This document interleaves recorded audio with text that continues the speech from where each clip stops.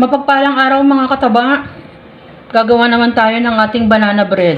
Kasi dapat itong bread, itong saging na to, piprito ko yan eh. Saging sa bato hindi ako gumamit ng lakatan. No, saging sa bato, 3 pirasong malalaki. Yan, minash ko lang yan. Tapos dito meron tayong flour. Regular flour lang to. 1½ cup. Tapos meron tayong sugar. 1/2 cup. I-adjust nyo na lang yung taste nyo. Depende dun sa tamis na gusto nyo. Tapos meron tayong 1 egg. Binati ko na. Tapos tig 1/2 teaspoon ng baking powder, baking soda. Naglagay ako ng a pinch of salt. Tapos yung lagayan natin, yung lianera natin na square, binaras ko siya ng margarine. Tapos yung ating margarine, pwedeng butter or oil. 1/4 ng margarine, melted margarine. Tapos i-mix lang natin. Maghahalo ko ng konting condensed milk. Unahin natin tong wet. Yan. Itlog. Margarine.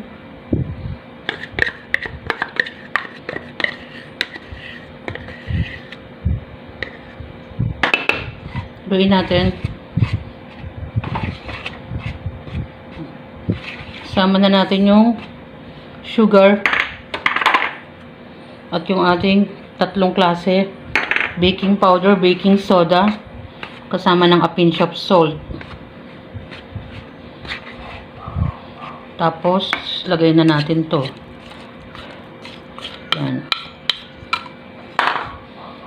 Mash na saging saba.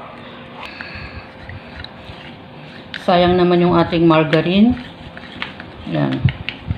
Naglagay ako ng condensed milk mga kataba. Pwede nyo tanggalin yan, pero ako naman naglagay ng kaunti.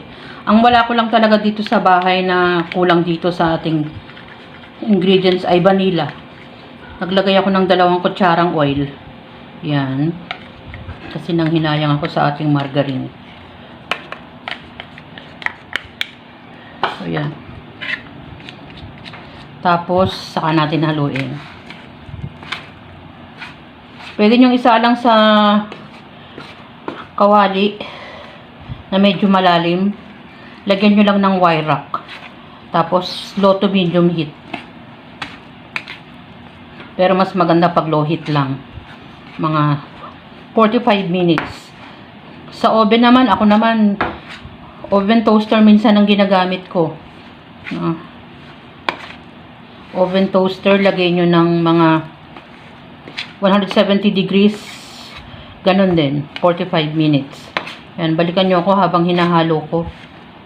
Pag ganyan na yung consistency, no, kasi kanina sobrang lapot, maglagay lang kayo ng konting oil. Magdagdag kayo ng oil or margarine. Kasi yung ano ko kanina parang kulang. So, yan.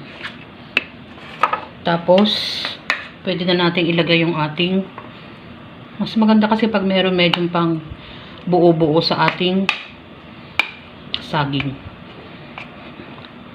Yan.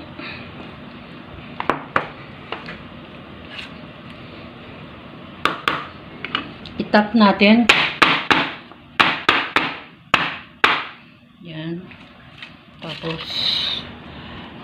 pwede nating ilagay dito yung natira. Sayang naman. Kape lang ang ano nito, mga kataba. Kape lang ang kamatch nito. Pero kung ayaw nyo naman ng kape, pwedeng juice. Ayan, saka sabi ko nga pwede sa oven. Pwede rin sa ating kawali. Yan. Flatten lang natin, bukod sa tinaktak natin. Tapos, pwede natin isasalang ko naman to sa ating kawaling medyo malalim. Initin muna natin yung kawali 5 minutes. Tapos saka natin ilagay sa low to medium heat. Yan.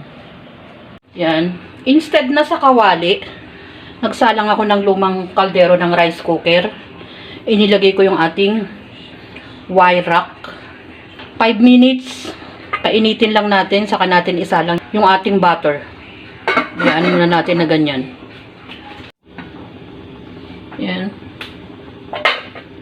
30 minutes, naglagay ako ng cheese sa ibabaw. Kasi meron naman kaming cheese. Pwede kayong maglagay kung anong gusto nyo. Pwede kayong maglagay ng maliliit na chocolate o yung kisses, ganon. Pwede basta't kung ano yung gusto nyong pang toppings. Pwede ring pasas. Pwede namang wala, kasi masarap na yan. So yan, mga ilang minuto na lang, isa ka natin i-toothpick test. No, halos natutuyo na siya. Siguro another 20 minutes na lang. Yan, tinusok ko siya ng ating toothpick. Halos wala nang dumidikit. Luto na yan. After 50 years, nakuha din natin. Pwede na nating tanggalin yan at salang ko naman yung ating maliit. Huwag natin basta itapon yung mga overripe nating prutas. Tulad ng saging, mga kataba. Hindi yan lakatan. Saging sabay yung ginamit ko sa ating bread. Ginawa ko naman siyang banana bread. Kung ano yung mga nandito sa bahay na ipinanglagay ko dyan, yun ang available. Katulad ng pang toppings.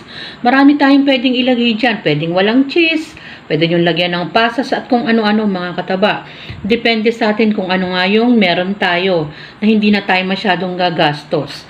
At marami tayong way para mapasarap natin ang ating mga ginagawang pagkain, mapa-dessert man, mapa-ulam man, at kung ano-ano pa, mga kataba. Nasa sa ating nanay na nagluluto na affordable at masarap. Enjoy, kumain, at maging masaya. Pwedeng kape ang ipares natin at kung ano-anong inumin.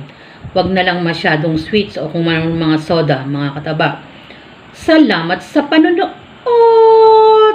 At bye! Ingat!